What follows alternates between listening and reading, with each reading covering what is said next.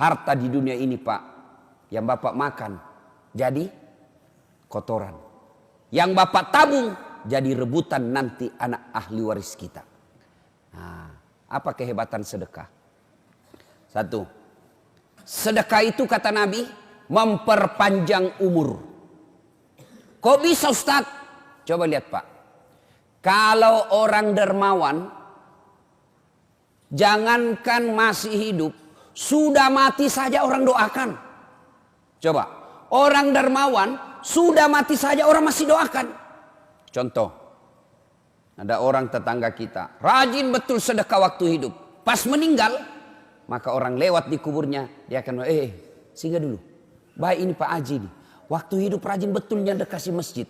Itu yang ada kipas angin di masjid itu sumbangan dia. Itu yang ada mic di masjid sumbangan dia. Ayo kita kirimkan Fatihah. Al-Fatihah. Meskipun sudah meninggal 20 tahun yang lalu, orang masih doakan. Ini yang disebut umur yang panjang. Di Makassar ada sebuah masjid namanya Masjid Sudirman. Dekatnya Bank Sulsel. Bank Sulsel masjid. Namanya Masjid Sudirman. Yang bangun salah seorang orang kaya pengusaha tambak. Dan yang kedua, mantan direktur Bank Penin. Beliau dua orang inilah membangun ini masjid mewah. Betul mewah itu masjid. Karpetnya empuk, sound systemnya baik, AC-nya sejuk, bersih, interiornya cantik. Semua orang yang masuk, Masya Allah, Masya Allah. Dua orang inilah yang membangunnya. Dan salah satu lagi ada tiga. Satu lagi yang mewakafkan tanahnya, namanya almarhum Andi Odang, mantan gubernur di Sulawesi Selatan. Hebatnya Pak, penghuni masjid itu bisa ribuan setiap Jumat. Tapi setiap Jumat MC-nya selalu berkata, sebelum khatib naik ke mimbar, mari kita kirimkan suratul Fatihah kepada tiga orang yang membangun masjid ini. Setiap berjamaah, terutamanya setiap Jumat. Inilah yang disebut umur yang panjang. Meskipun sudah di alam kuburnya, tapi orang yang meninggal masih mendapat kiriman pahala. Itu umur panjang Pak. Kenapa? Sedekah. Orang pelit, jangankan mati, hidup aja didoakan orang sial Pak. Itu orang pelit. Orang masih hidup saja didoakan orang sial. Ada orang minta sedekah tidak pernah. Datang takmir masjid, tidak pernah aja dikasihnya. Lewat mobilnya, tidak pernah orang. Lewat mobil Pak, orang pasti bilang, mudah-mudahan tabrakan. Pelit betul itu orang, mudah-mudahan dicuri ban mobilnya. Itu masih hidup aja orang doakan sial Pak. Bagaimana kalau dia mati? Orang Bugis kata kalau dia orang mati, andrai lebu wajahmu, dupai. Coba bayangkan. Itu yang disebut at-takazur. Berlomba-lomba memperkaya diri. Lalu dia enggan membayar zakat dan bersedekah. Ke bapak-bapak. Satu, sedekah memperpanjang umur. Yang kedua, sedekah tolak bala. Saya baru-baru pulang ceramah di Jambi, Polda Jambi. Saya berkenalan dengan salah seorang perwira tinggi di Polda tersebut. Dia cerita, suatu ketika ibunya sakit. Dokter sudah angkat tangan, sudah habis badannya, kurus. Dokter tidak menemukan penyakitnya. Sampai dia marah-marah ini polisi. Dia bilang, karena ada adiknya yang disekolahkan menjadi dokter. Dan dokter spesialis marah sama adiknya.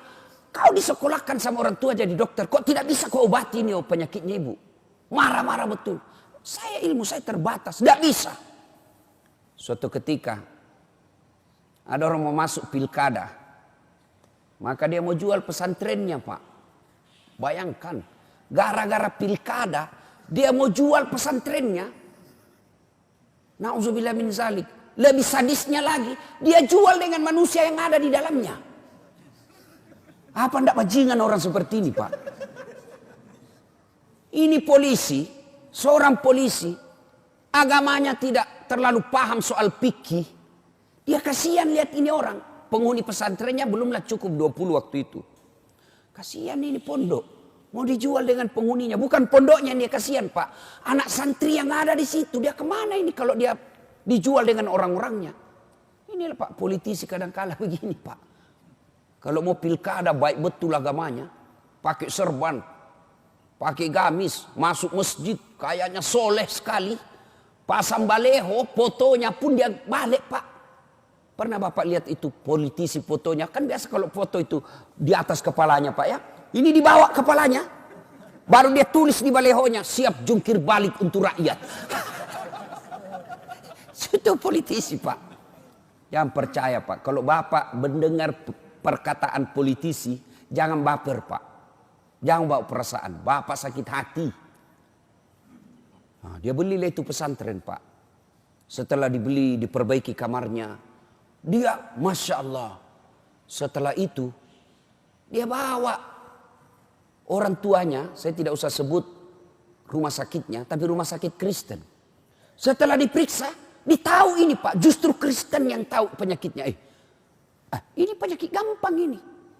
Disembuhkan Pak, dioperasi sekejap, sembuh, dan sampai saat ini Pak, segar bugar itu ibunya. Dia bilang, inilah akibat sedekah saya Ustadz, saya beli itu pesantren. Tolak bala. Bayangkan, yang tadinya semua dokter sudah angkat tangan, dengan sedekah tolak bala Pak. Itu Nabi sudah jelaskan. Jadi bapak-bapak di sini, kalau ada di sini prostat, asam urat, kolesterol, obati dengan sedekah. Ibu-ibu, ada suamimu mulai selalu berpikir poligami, tolak bala dengan sedekah.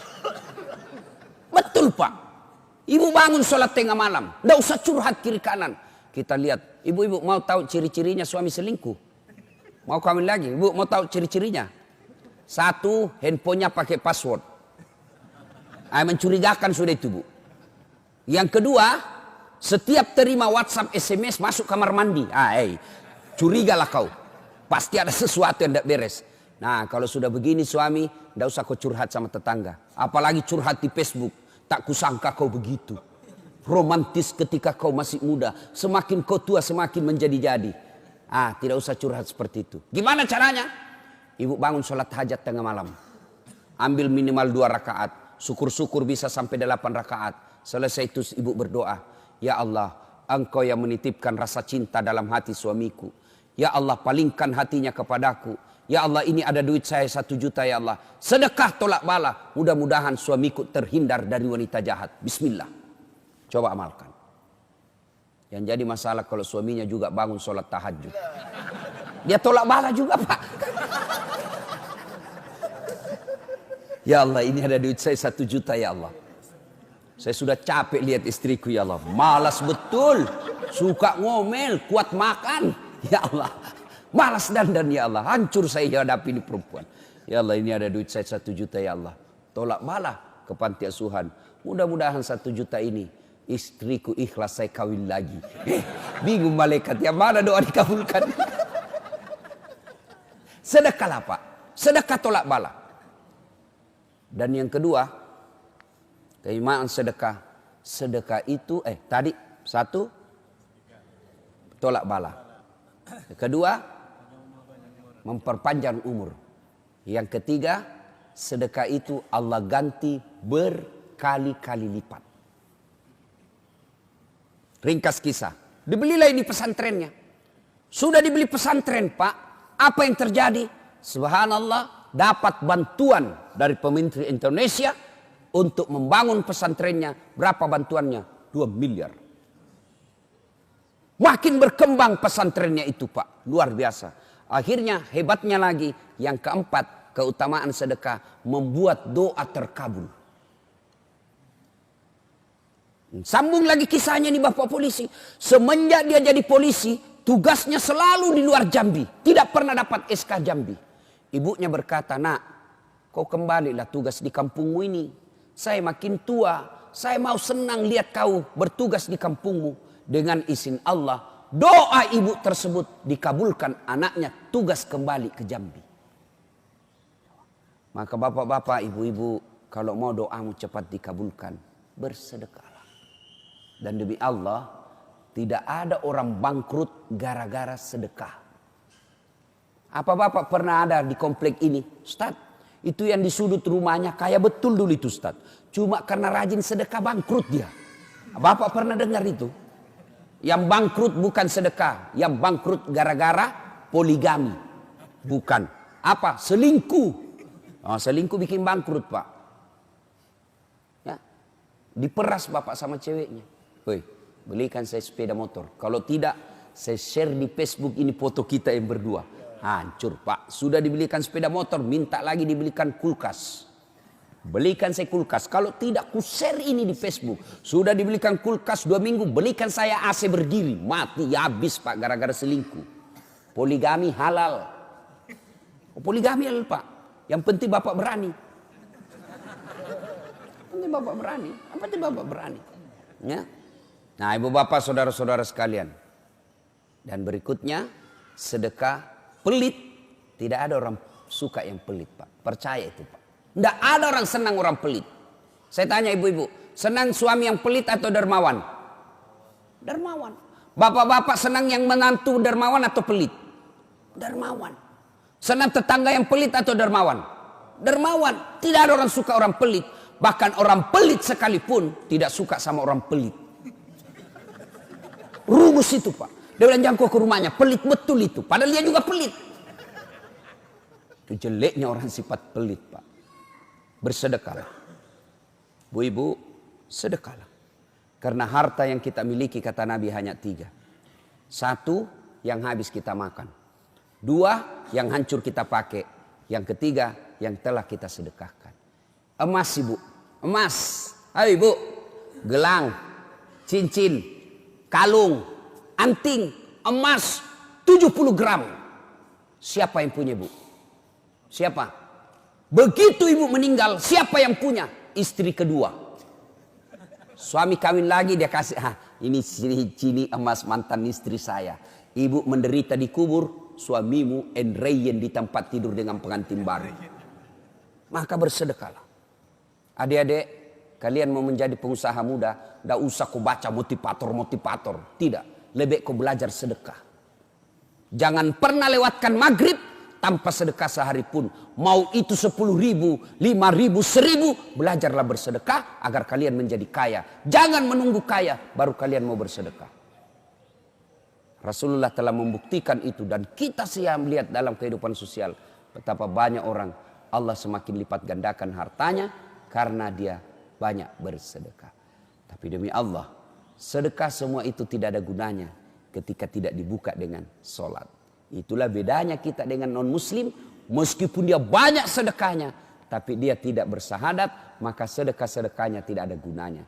Kalian juga orang Islam, ketika rajin bersedekah, wakaf 1 masjid, wakaf 2 masjid, wakaf tanah pembangunan gedung sekolah, tapi dia tidak sholat, demi Allah, semua wakaf-wakafnya tidak ada gunanya. Kenapa? As-salatu miftahul khair, as-salatu miftahul jannah. Solat itu kuncinya ibadah. Solat itu kuncinya surga. Ketika tidak ada solatmu, tidak ada kunci kebaikanmu. Ketika tidak ada solatmu, tidak ada kunci surgamu. Sehingga Allah di akhirat kelak akan berkata, Das'at, ini pahala sedekahmu 10 gunung.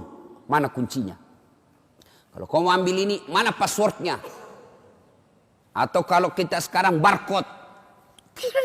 Ini kau punya ini, masuk barcode-nya. Muncul tenggelam. Muncul tenggelam. Ini yang hari Jumat saja sholatnya pak. Paling terlambat datang, paling cepat pulang. Hatib khutbah dia tidur. Pas bangun dia bilang, aliran apa ini mesin? Tidak ada khutbahnya. Bukan aliran apa, kau yang datang dengar apa. Nah ibu bapak saudara-saudara sekalian, inilah tausiah kita. Mudah-mudahan ada manfaat karena saya ngejar penerbangan ke Pekanbaru. Saya lanjut ke Bandar Lampung sehingga cukup, mudah-mudahan ada manfaat. Tidak ada gunanya ilmu yang kita peloreh hari ini kalau sebentar kita tidak mau bersedekah. Mulailah sedekah dengan hari ini. Mulai pak, mulai ikhtiar hari ini. 1 hari jangan pernah lewatkan tanpa sedekah. Saya tidak bisa bersedekah dengan duit. Sedekahlah dengan senyum. Karena senyum adalah sedekah. Kalau kita miskin. Saya tidak punya pun dia bersedekah dengan senyum. Sedekahlah dengan apa? Doakan sesamamu muslim.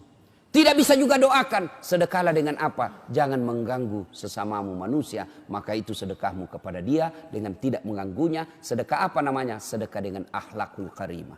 Demikian mudah-mudahan ada manfaat. Lebih dan kurangnya mohon dimaafkan. Nun wal kalam ya misturun. Billahi fi sabilil haq. Assalamualaikum warahmatullahi wabarakatuh.